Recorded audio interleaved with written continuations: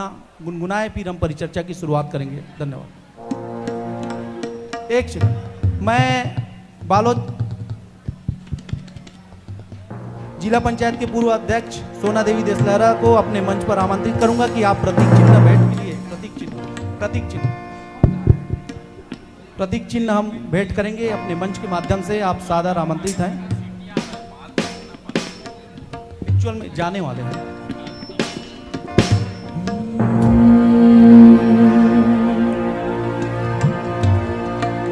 संभाग हेड नीरज साहू जी माननीय महोदय का प्रतीक चिन्ह भेंट करेंगे। माननीय महोदय को किसी कारणवश अभी जाना पड़ रहा है। आपकी उपस्थिति को सादर तहे दिल से स्वीकार करता है और आपका धन्यवाद करता है।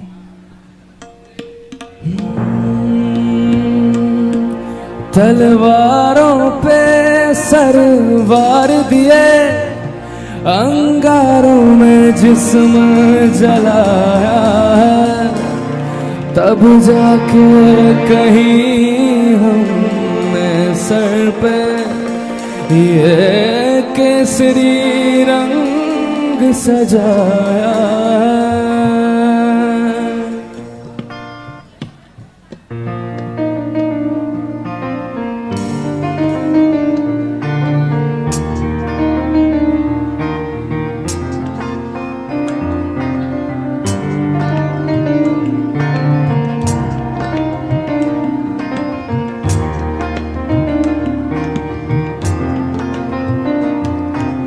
मेरी ज़मीं अफसोस नहीं जो तेरे लिए सौ दर्द से महफूज रहे, तेरी आन सदा चाहे जान मेरी ये रहे न रहे। ऐ मेरी ज़मीं महबूब मेरी नस नस में तेरा इश्क बहे, फीका न पड़े कभी रंग तेरा जिस्मों से निकल के खून कहे।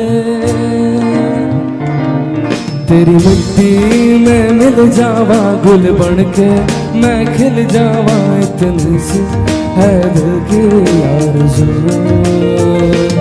कि तेरी नदियों में बह जावा, तेरे खेतों में लहरावा, इतनी सी है दिल की आरज़ू।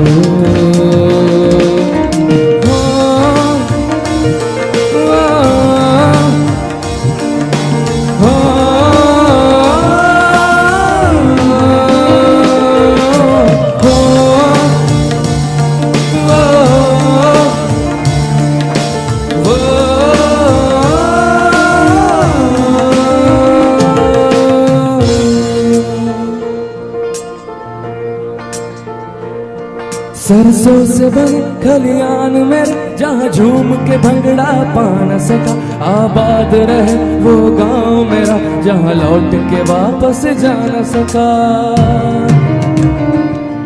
ओ वतना वे मेरे वतना वे तेरा मेरा प्यार निराला था, कुर्बान हुआ तेरी अस्पत में मैं कितना नसीबों वाला था। तेरी मिट्टी में मिल जावा गुल बन के मैं खिल जावा, इतनी सी है दिल की आरज़ू कि तेरी नदियों में बह जावा, तेरे खेतों में लहरावा, इतनी सी है दिल की आरज़ू।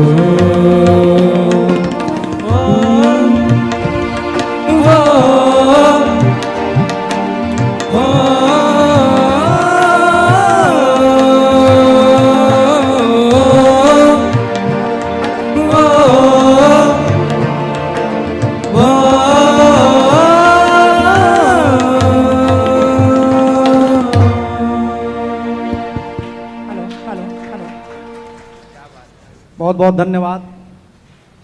खैरागढ़ से हमारे साथी आए हैं। खैरागढ़ इस चर्चा की मैं शुरुआत करता हूं। इस चर्चा में जैसे कि पहले से ही मैं नाम लिया था, रतिराम कोसरे जी महामंत्री हैं जिला कांग्रेस कमेटी के, विनोद नागवंशी जी आप अमर राज पार्टी के राष्ट्रीय महासचिव हैं, और प्रणेश जैन साहब जो अर्जुंदा के नगर पंचायत के अध्यक्ष हैं। हालांकि आपका विचारधारा भाजपा से ही है, लेकिन कुछ कारणवश आप भाजपा से थोड़ा सा दूर हैं, ऐसा मैं समझता हूं, लेकिन दूर नहीं है। तोमर लाल साहू जी हैं, भाजपा के वरिष्ठ नेता हैं। सुधाकर दीदी, आप पूर्व कांग्रेस कमेटी के अध्यक्ष हैं। और सबसे पहले मैं चर्चा की शुरुआत करता हूं विनोद नागवंशी जी से, क्योंकि छत्तीसगढ़ में भाजपा और कांग्रेस का ही दबदबा रहता है, और इस बीच में आप अमर राज पार्टी की शुरुआत आप लोगों ने की है। किन उद्देश्यों को लेकर इस पार्टी की शुरुआत आप लोगों ने की है और कितना सफलता मिली है? जी। सबको नमस्कार, जोहार। सबसे पहले तो मैं बधाई दूंगा, क्योंकि लोकतंत्र का चौथा स्तंभ जो होता है मीडिया, पत्रकारिता, वो अगर बालोद जिला में आप शुरुआत किए हैं एक राजनीतिक, सामाजिक और विभिन्न विधाओं को लेकर जो चर्चा, इसलिए मैं बधाई देता हूं साधना न्यूज़ को, और साथ ही मेरे छोटे भाई भगवान दास साहू जी को, जिनको आपने जिला का बनाया, उनके प्रयास से हुआ।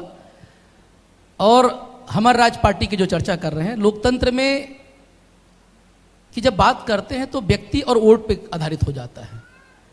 और जिस प्रदेश में का 60% एरिया शेड्यूल्ड हो, और लोकतंत्र में कहावत है कि एवरी पर्सन है single vote and every vote is equal power. अगर सभी व्यक्ति को एक वोट का अधिकार है और हर वोट का वैल्यू एक है, तो कहीं ना कहीं बौद्धिक समानता बहुत जरूरी है।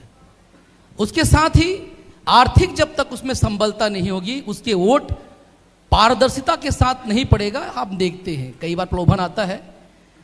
दोनों राष्ट्रीय पार्टियां छत्तीसगढ़ राज्य बनने के बाद दावा आपत्तियां बहुत किए, लेकिन आज भी हम देख रहे हैं कि 56,000 स्कूल में 10,000 स्कूल को विलय करने की तैयारी है। उसमें भी 15 से 16,000 स्कूलें प्राइवेट खुलते जा रही हैं। ये दो जो नया जनरेशन पैदा हो रहा है इस देश में, एक प्राइवेट स्कूल, एक सरकारी स्कूल।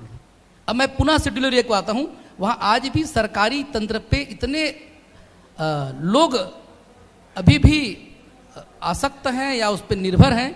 और स्वास्थ्य की हालत क्या है आप देखे हो, कभी कंधों पे उठा के ले जाया जा रहा है मरीजों को, कभी स्कूल दिखा रहे हैं वहाँ टीचर नहीं है, टीचर है तो बच्चे नहीं है। अगर आज़ादी के 75 साल बाद जिस प्रदेश से सबसे ज़्यादा संसाधन इस देश को मिल रहा है वहाँ ये हालात हो, तो ऐसा लगता है कि ऑप्शन लोग के पास होना चाहिए। जब हम बटन दबाने जाएं तो मजबूर ना रहें कि वही दोनों राष्ट्रीय पार्टी को ही आधारित रहे, क्योंकि घर का विकास एक व्यक्ति कर सकता है, प्रदेश का विकास एक नया विचार कर सकता है। यहाँ पर गलत कुछ भी नहीं है, यहाँ के लोग बहुत शांत है, दंगे नहीं होता, लेकिन विकास के मानकों में बहुत पिछड़े हुए हैं। शिक्षा सूचकांक में पिछड़े हैं। 11,000 करोड़ रुपए कर्जा देना है, तो यहाँ का लोहा कोयला आयरन जाता कहाँ है? तब हमने एक विचार बनाया, नए राज्य के बाद परसिमन की लड़ाई लड़ते लड़ते लड़ते जब समाज के बीच में गए, लोगों के बीच में गए, तो उनको लगा ऑप्शन तो होना चाहिए। छोटी छोटी पार्टियां बनती, शुरुआत है हमारा। तो लोगों ने कहा कि अगर सरकार से टकराना है तो सामाजिक आंदोलन एक बाध्यता होती है, ज़्यादा मजबूर नहीं होते। लेकिन जिस दिन आप वोट की राजनीति करो, जिस दिन जनता को अपनी ओर आकर्षित करो, जिस दिन लोग को ऑप्शन दो, तो नया बदलाव आएगा। चुनी हुई सरकार का एक काम होता है कानून का पालन करना। अगर सरकारें कानून की धज्जियां उड़ाएं तो जनता के पास ऑप्शन होना चाहिए। इसलिए हमारा राज, आप सबका राज, हमारा राज, एक विचारधारा के साथ ये पार्टी का उदय हुआ है। 2023 में पहला चुनाव लड़े, आशातीत वोट नहीं पड़ा, लेकिन वैचारिक हमको आज भी बहुत अच्छा मानते। उसका परिणाम का आप हमारे बीच आपके भी बैठे हैं, अपनी बात रखने का अवसर मिला है। हमारा राज पार्टी सबका है। छत्तीसगढ़ की बात करें, मध्य प्रदेश, मध्य भारत में छत्तीसगढ़ की बात करें तो विगत कई सालों से आप देखेंगे एनसीपी आई, उसके बाद जोगी कांग्रेस अभी थी, और वर्तमान में आप देखेंगे तो एक दो पार्टियां और आती हैं, लेकिन स्थिर नहीं हो पाती। तो हमारा राज पार्टी भी, आपको क्या लगता है, क्या वो अपनी स्थिति बना पाएगी, अपनी जगह बना पाएगी? बहुत अच्छा प्रश्न किए। मैं फिर जो कहा कि एनसीपी या जितनी पार्टियां थी, बाहर के एक पार्ट था पार्टी का, कांग्रेस से टूटा हुआ, बीजेपी से टूटा हुआ, उसका पार्ट लाए, उनकी मान मनोबल पूरा हुआ तो खत्म हो गया, या नेतृत्व खत्म हो गया। हमार राज पार्टी दिल की बात है। मेरा गांव, हमार राज। आज भी हमारे सामाजिक व्यवस्था, हम राज व्यवस्था है, वो आज तक टूटा नहीं है, पारंपरिक व्यवस्था है। हम उस तरीके से गांव की परंपरा से, समाज की परंपराओं से उस बात को लाना चाह रहे हैं कि हमार राज अपने विचार के साथ आए। आज 9 पार्टियां पिछले विधानसभा चुनाव के बाद अभी रद्द कर दी, क्योंकि वहां पर राजनीतिक क्रियाकलाप नहीं हुआ।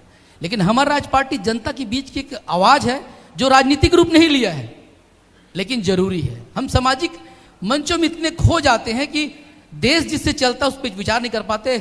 और आपके प्रश्न के मैं कहूँगा कि कहीं ना कहीं लोग को एक ऑप्शन तो चाहिए, और हमारा राज पार्टी एक बेहतर विकल्प हो सकता है जनता के लिए, और खास करके शांत मृदुभाषी वनच्छादित धनोधान्य से परिपूर्ण खनिज से आबाद छत्तीसगढ़ को विकास के लिए एक नया वाहन, एक नया संसाधन, एक नया विचार, एक नया पार्टी की जरूरत तो है।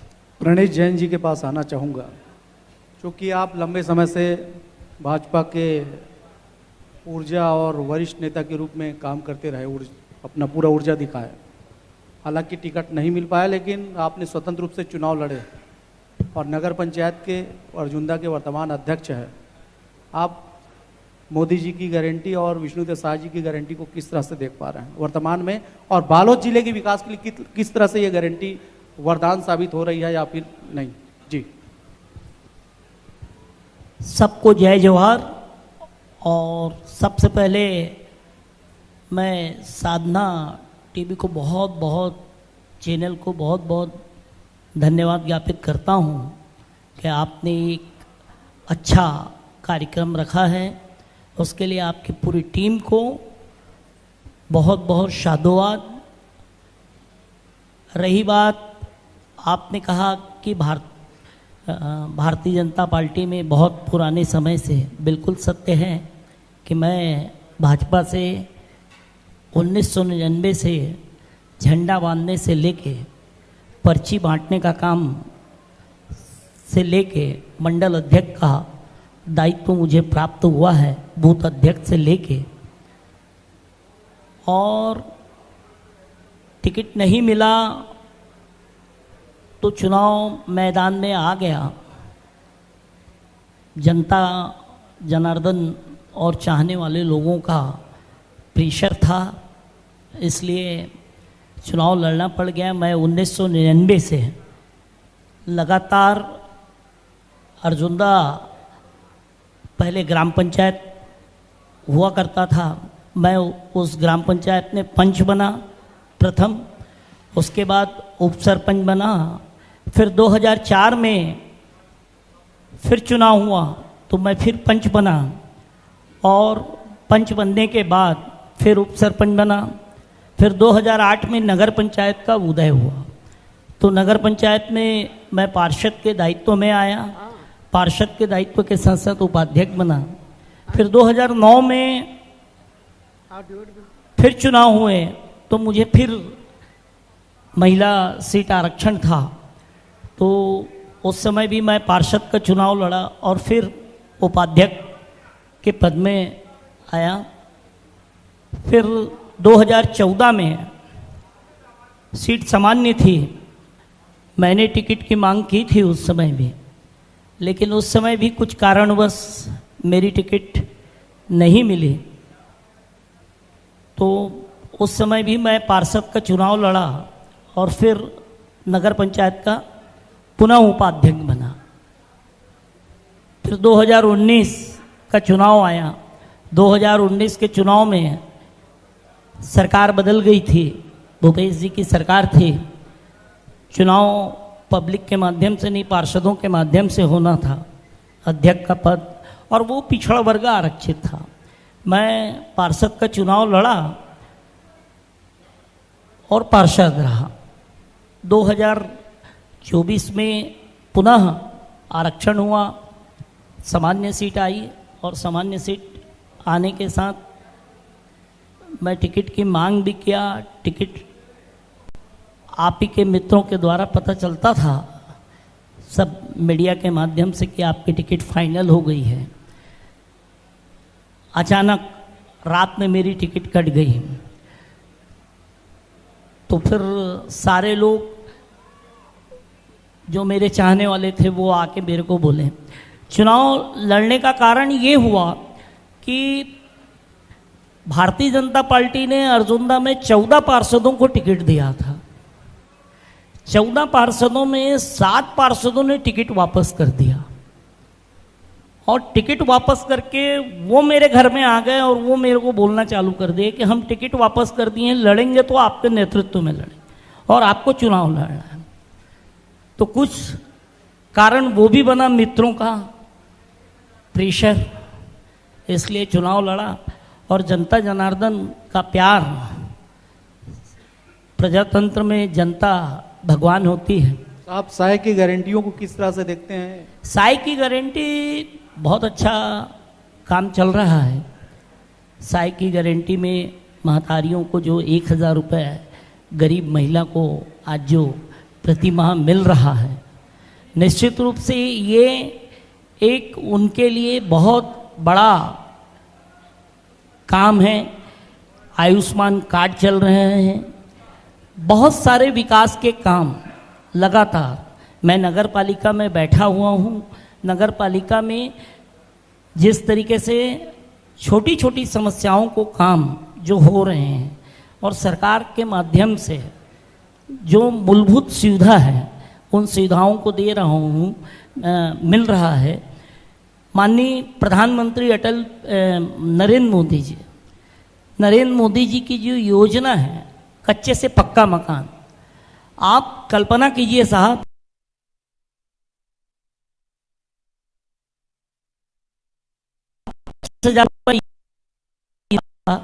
तो घर में पंच के घर में और सरपंच के घर में लाइन लग जाती थी कि मुझे मिलना चाहिए, मुझे मिलना चाहिए। अप्रोच होता था।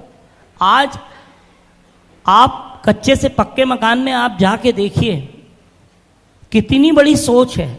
मोदी जी को सलाम करता हूं, मैं उनको साधुवाद देता हूं इस मंच के माध्यम से। गरीबों की इस छोटी सी योजना जिसमें मकान बनाना कच्चा से पक्का छोटी मोटी बात नहीं है साहब। आज वो मकान बना रहे हैं, पक्के छत में रह रहे हैं, ये बहुत बड़ी योजना है। जनधन योजना आप कल्पना नहीं कर सकते।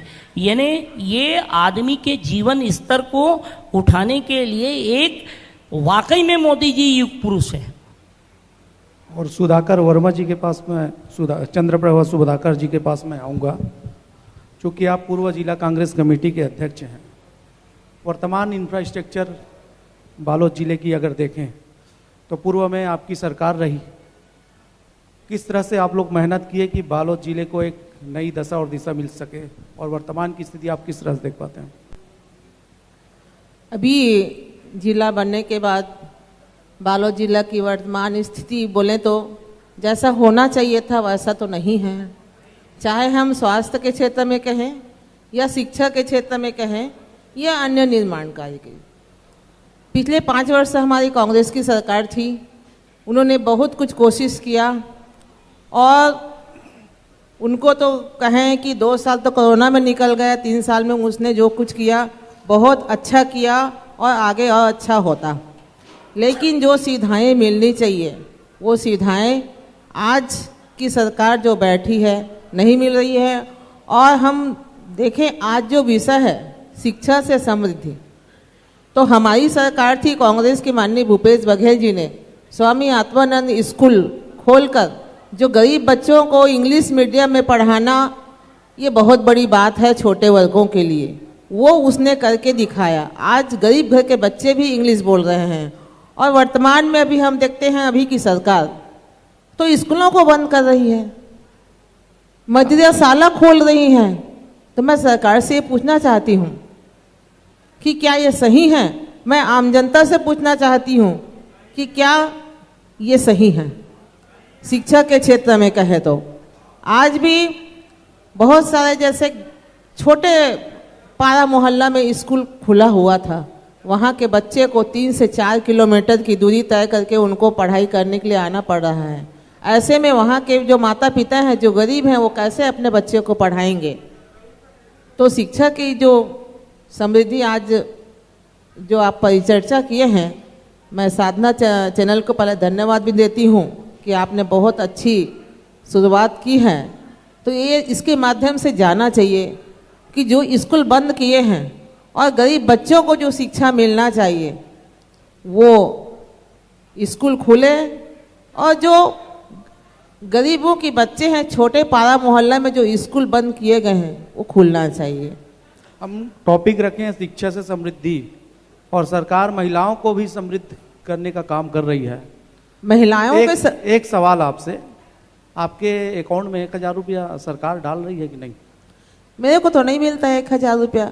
वैसे तो अभी एक अपने मंत्री जी हैं उप मुख्यमंत्री, वो उनकी भाषण भी आजकल वीडियो में चलते रहता है कि सभी महिला को मिलेगा 1000 रुपये, उसने अपने भाषण में कहा था जी।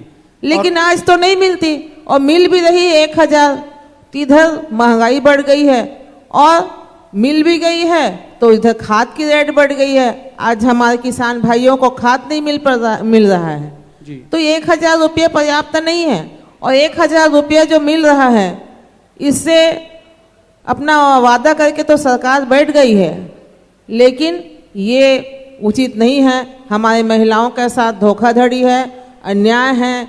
कई प्रकार की ऐसी महिलाएं हैं जो आज आप देख रहे हैं, अभी वर्तमान में महिलाएं पूरे छत्तीसगढ़ की धरना प्रदर्शन में गई रही, रायपुर में टूटा धरना स्थल में, वहां वो महिलाएं बोल रही थी 1000 रुपये दे रहे हैं और आदमी दारू पी के अपने पत्नी को पीट रहे हैं। इतनी त्रस्त हो गई हैं। और अभी हमारे आदरणीय नगर पंचायत अध्यक्ष जी ने कहा कि बहुत अच्छी योजना जो दिए कर रहे हैं आवास का, मैं उसमें भी कहना चाहूँगी योजना तो बहुत अच्छी है, मैं भी मानती हूँ, लेकिन इधर एक योजना को अच्छा करने के लिए दूसरी योजना का पैर काटा जा रहा है। मतलब कहीं ना कहीं आप कह रही महतारी वंदन योजना ठीक है? हाँ, नहीं मैं इनका आवास का जो बोले भैया, आवास का जो दे रहे हैं, आवास घर घर का मतलब छत बना रहे हैं, मोदी जी को धन्यवाद दे रहे थे हमारे आदरणीय अध्यक्ष जी ने, उस विषय पे मैं बोलना चाह रही हूँ कि वो योजना तो अच्छी है, बोल तो दिए, लेकिन उसके लिए उनको संसाधन की व्यवस्था करनी चाहिए। क्यों हमारी एक योजना को अच्छा बनाने के लिए दूसरी योजना का पैर काट रहे हैं? आप देख रहे हैं पूरे छत्तीसगढ़ में अभी विगत पिछले वर्षों में रोजगार गारंटी का काम नहीं हुआ है, बहुत कम, और उसी रोजगार गारंटी के पैसे को आवास योजना वाले को दे रहे हैं। ये कहाँ तक सही है? तमाम बातें आती हैं, सरकारें बदलती जाती है भाजपा कांग्रेस, क्योंकि आपने देखा होगा कि जनरली लास्ट समय जो कांग्रेस सरकार थी उस समय आवास योजना के लिए ये एक आंदोलन भी किया गया था भाजपा, आपको याद होगा। तो आप विष्णुदेव साय की सरकार और भूपेश बघेल की सरकार में किस तरह तुलनात्मक देखती हैं? इसमें मैं देख रही हूँ कि तुलनात्मक में काफी अच्छा था। भूपेश बघेल जी की सरकार में काफी महिलाएं खुश थे, युवाएं खुश थे, बच्चे भी खुश थे। उन्होंने भेंट मुलाकात किया, पूरे भेंट मुलाकात में आम बीच पूरे पब्लिक के बीचों में उनकी सराहना किया गया उस कांग्रेस की सरकार की। और अभी विष्णुदेव की सरकार, अब हम क्या कहें, साय साय कहें कि फाय फाय कहें, अभी वही चल रही है ना। वादा तो किए हैं लेकिन कोई वादा पूरा नहीं हुआ। मात्र रोजगार महतारी वंदना योजना छोड़ के कोई भी वादा पूरा नहीं किए हैं मोदी सरकार। 2 इंजन की सरकार कहते हैं, लेकिन मेरे को तो मोदी सरकार, साय सरकार और माननीय भूपेश बघेल जी की सरकार में आसमान की अंतर दिखती है। मैं इन सवालों का जवाब पोमल साहू जी से लूंगा, चूंकि आप भाजपा के नेता हैं और भाजपा की जो सरकार है, विष्णुदेव साय की सरकार की गारंटियों को आप अंतिम छोर तक ले जाने का काम कर रहे हैं। पूर्व जिला अध्यक्ष बहन जी का आरोप है कि ना खाद है, ना कोई सुविधा है, महिलाएं और तमाम वर्ग के लोग परेशान हो रहे हैं। जी देखिए, छत्तीसगढ़ का विकास भाजपा है तो उसका उत्थान भी है। अभी हमारे बीच में बहुत से विषयों में हमारे आदरणीय लोगों ने शिक्षा के विषय में बात कहा। गांव का उत्थान भाजपा सोचती है और दलगत राजनीति से ऊपर उठ करके यदि हम सब मिलजुल के काम करें तो निश्चित तौर पे शिक्षा के क्षेत्र में, गांव के विकास के क्षेत्र में, अभी माननीय कुंवर सिंह जी, माननीय वीरेंद्र साहू जी एक विषय पर बात कर रहे थे, स्वामी आत्मानंद स्कूल के बारे में और पीएम श्री स्कूल के बारे में। मेरा एक व्यक्तिगत मानना है, यदि हम गांव के बच्चों को उस दिशा में ले जाएं, गरीब, अब हम लोग गांव में रहते हैं, छोटे छोटे गरीब के भी बच्चे गांव में नहीं पढ़ के शहर में पढ़ते हैं, तो निश्चित तौर पर शिक्षा के दिशा में हम लोग आगे बढ़ रहे हैं। ये मेरा एक मानना है। और आज छत्तीसगढ़ में माननीय विष्णुदेव साय जी की सरकार है, निश्चित तौर पर सरकार विकास और उत्थान की बात कर रहे हैं। रतिराम कोशमे जी के पास मैं आऊँगा, चूँकि आप महामंत्री हैं कांग्रेस कमेटी के। विपक्ष में हैं और विपक्ष की भूमिका निभा रहे हैं, और वोट चोर का जो कार्यक्रम है आप लोगों का काफ़ी तेज़ी से चल रहा है। वाकई सफलता कितना मिल पाई आपको? लोगों का जनाधार कैसे मिल रहा है आपको? वोट चोर का जो कार्यक्रम आप लोग चला रहे हैं, कितना सफलता आपको मिल पाई? जन समर्थन कितना है उसमें? वोट चोर गद्दी छोड़ ये सिर्फ बालोद जिले का मामला नहीं है, पूरे देश में चल रहा है। और आज देश के हर मतदाता, हर नौजवान साथी, सबके दिल में ये बात धर कर गई है, सबके दिमाग में ये बात बैठ गई है कि वोट चोरी कौन कर रहा है और वोट चोरी करके गद्दी में कौन लोग बैठे हैं। किसी से भी पूछेंगे तो सिर्फ और सिर्फ एक नाम आता है, और मैं समझता हूं ये नाम आपको भी पता है। प्रणेश जैन साहब, आप कैसे देखते हैं कांग्रेस की इस मुहिम को, कांग्रेस पार्टी की मुहिम को? देखिए साहब, वोट चोरी के मामले में अगर मैं कहूं तो मैं आज यहां बैठा नहीं रहता नगर पंचायत अध्यक्ष के रूप में। बालोद जिले में 8 नगर पालिका है, 8 नगर पालिका में 7 नगर पालिका में भारतीय जनता पार्टी जीतती और मैं निर्दलीय जीतता हूं। तो ये तो लेकिन एक सवाल और है ना, तीनों विधानसभा में कांग्रेस का विधायक भी है और तीनों विधानसभा में कांग्रेस के विधायक भी हैं। हमारे विधायक वोट महोदया चोरी का मामले बैठी भी है। में सीधा सा जवाब है, हम तो यहीं बैठे हैं और मैं यहां नहीं बैठता। अगर वोट चोरी का मामला होता तो मैं यहां नहीं बैठता, मैं तो निर्दलीय इंडिपेंडेंट जीता हूं। वोट चोरी के मुहिम जो चल रहा है, इसमें आप भी अब देखिए, अगर कोई आरोप लगता है तो कोई न कोई आधार होता है। कई जगह मीडिया में सिद्ध हो चुका है, धमतरी के कुरुद में बसपा के प्रत्याशी को 0 वोट मिला, जबकि जो बैलेट में डिफरेंस दिखा। तो ये तकनीकी गड़बड़ियां हैं, ये चुनाव आयोग की कमजोरी है, कि सत्ता शासन ऐसा की है, क्योंकि ये बैलेट पेपर में भी होता था।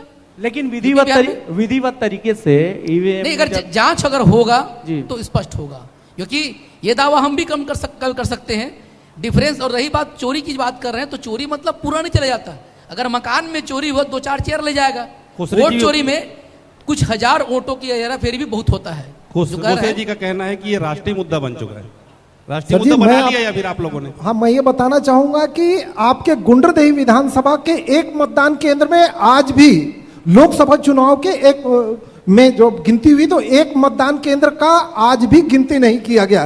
कलेक्टर महोदय ने स्पष्ट रूप से मना कर दिया, आज भी गिनती नहीं हुई है सर। और आपको बताऊं, कांकेर में, हमारे इसी लोकसभा का है, कांकेर में 2 घंटे बिजली गोल था और गिनती को रोक दिया गया था। गड़बड़ी तो हुई है। तो भाई साहब, मैं ये मान के चलूं कि तीनों विधानसभा में वोट चोरी नहीं हुआ है, क्योंकि अगर वोट चोरी होता तो फिर भाजपा से वीरेंद्र दाऊ विधायक नहीं, कोशिश किया गया। सुनिए मेरी बात, अगर वोट चोरी नहीं होता तो 1 लाख से ज्यादा वोटों से जीतती संगीता सिन्हा जी। आज उनके जीत का परसेंटेज कम हुआ ना, सिर्फ वोट चोरी करने के कारण। अनिला भेड़िया जी 1.5 लाख से ज्यादा वोटों से जीती होती अगर वोट चोरी नहीं होता। कोशिश किया था, लेकिन सब जगह बेईमानी नहीं कर पाए, क्योंकि कांग्रेस के कार्यकर्ता जागरूक थे। यहां पर जहां पर नहीं कर पाए, कम जागरूक थे, वहां ये गड़बड़ी वो लोग कर पाए। तोमल लाल जी, वीरेंद्र दाऊ को उनके ही आदमी हरा दिया, ऐसा कहना है, आप इसमें कितना सहमत हैं? भाजपा के जो विधायक हैं, तो पूर्व विधायक हैं, उनको उनके ही आदमी हरा दिए, ऐसा कहना है। देखिए, वीरेंद्र साहू एक ऐसा शख्स है, उसके मन में पक्ष और विपक्ष का बात नहीं रहता। जनता से जुड़े विषयों पर वो तत्परता के साथ खड़े रहते हैं। और हम सभी लोग, जितने हमारे हमजूली के लोग हैं, कार्यकर्ता, सामाजिक कार्यकर्ता, सभी लोगों का सोच है कि जनता के हित में काम हो। जी, तो हम इस परिचर्चा की समाप्ति यहीं करेंगे, और हमारे बीच में गुरूर विधानसभा से जो विधायक है सम्माननीय संगीता सिन्हा जी, वो भी मौजूद हैं। हम इस मंच के माध्यम से आपका स्वागत करते हैं। आप सभी का बहुत धन्यवाद। प्रतीक चिन्ह भेंट करेंगे टीम।